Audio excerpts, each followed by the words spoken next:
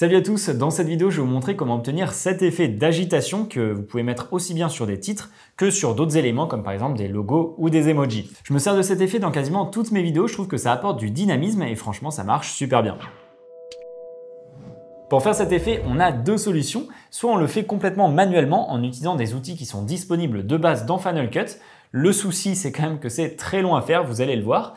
Et la deuxième solution, c'est d'utiliser un plugin qui nous permettra de le faire en un clic. Donc on se retrouve sur Final Cut Pro. Je vais d'abord vous présenter la méthode manuelle et ensuite on verra la méthode magique en utilisant le plugin. Donc imaginons que je vais y ajouter un effet d'agitation sur un titre. Donc ce que je fais, c'est déjà que je crée un titre. Donc vous voyez, j'ai quand même mis un petit arrière-plan pour que ce soit un petit peu plus sympa. Donc je fais CTRL-T pour ajouter un titre basique.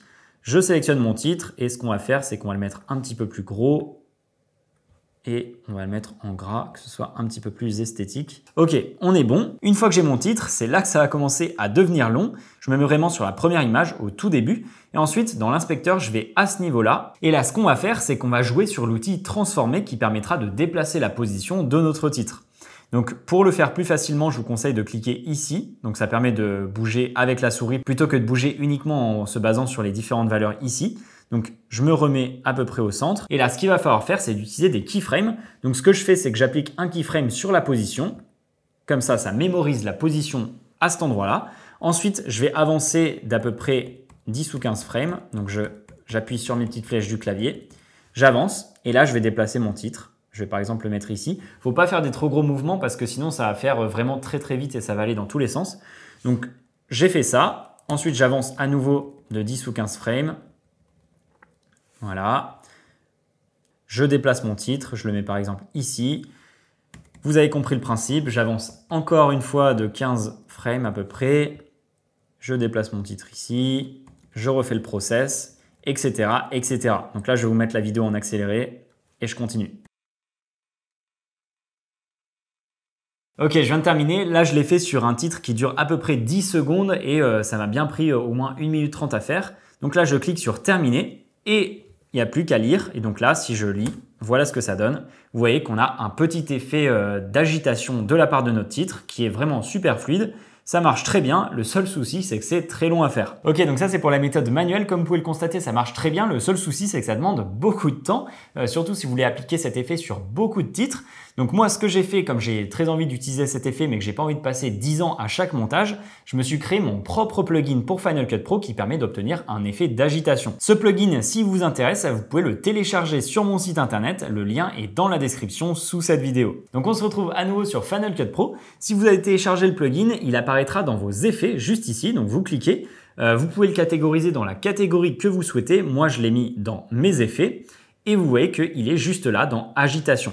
Donc ce qu'il suffit de faire, vraiment c'est super simple, vous prenez l'effet et vous faites un glisser-déposer sur votre titre et à partir de ce moment-là, vous voyez que le titre va avoir un petit effet d'agitation. Au niveau de l'inspecteur, vous pouvez voir que j'ai mon effet juste ici et il y a différents curseurs. Ces curseurs, ils vont nous permettre de personnaliser l'effet et ils sont super pratiques, vous allez voir. Déjà, on a le curseur quantité qui va nous permettre d'augmenter la latitude des déplacements du titre. Donc si je l'augmente beaucoup, vous allez voir que le titre se déplace beaucoup plus dans l'espace versus quand il est par ici et vous voyez qu'il fait des mouvements beaucoup plus petits. Ensuite, on a le curseur de la fréquence qui va concrètement modifier la vitesse à laquelle le titre se déplace entre les différents points.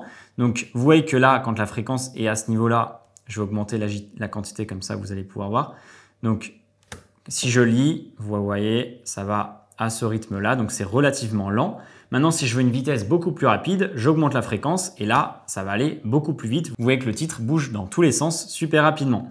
Donc la fréquence, elle permet de faire ça. Ensuite, on a le bruit. Alors ce curseur, j'y touche pas tellement. Ce qu'il fait, c'est qu'il fait un petit peu trembler le titre. Donc si je l'augmente beaucoup, vous allez tout de suite comprendre. Vous voyez que ça le fait devenir un petit peu fou.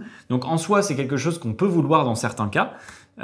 Mais dans la plupart des cas où j'utilise le plugin, moi, je le mets à peu près autour de 0,1 et ça fait quelque chose de beaucoup plus lent. Donc ça, c'était pour les curseurs. Juste en dessous, vous pouvez voir qu'il y a écrit valeur aléatoire.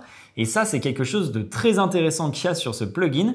Donc comme je l'ai créé dans Apple Motion et que dans Apple Motion, on a l'option de rendre certains comportements aléatoires, et ben je l'ai intégré au plugin. Et ce que ça permet de faire, c'est en cliquant ici sur les petites flèches, de changer complètement les valeurs des différents points par lesquels va passer le titre. Et donc là, vous voyez qu'avec cette nouvelle valeur, le titre va avoir un tracé qui est différent. Si je réactualise la valeur, hop, on a encore un nouveau tracé qui est différent.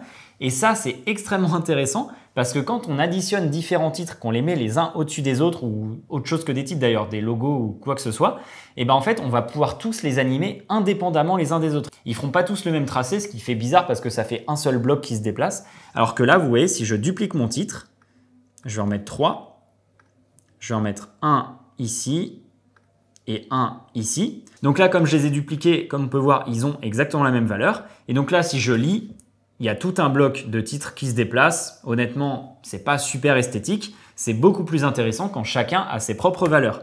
Et donc, ce qu'il faut faire, c'est cliquer sur le titre du haut, lui générer une valeur, cliquer sur celui du milieu, lui générer une valeur, et ensuite le troisième, il a sa propre valeur.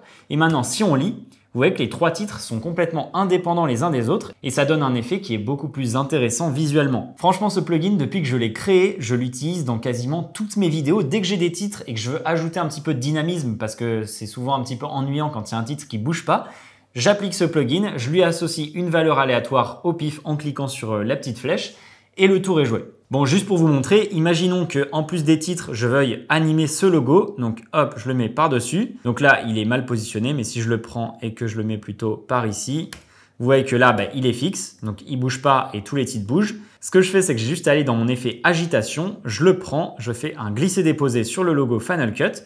Je fais une petite valeur aléatoire différente. Je lui augmente un petit peu sa quantité et la fréquence. Comme ça, il va bouger un petit peu plus rapidement que les titres qui sont à côté.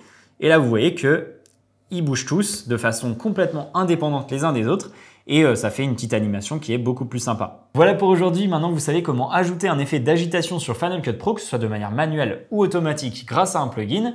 Si la vidéo vous a plu, n'hésitez surtout pas à mettre un petit like, à vous abonner si ce n'est pas encore fait et on se retrouve très vite dans un nouveau tutoriel.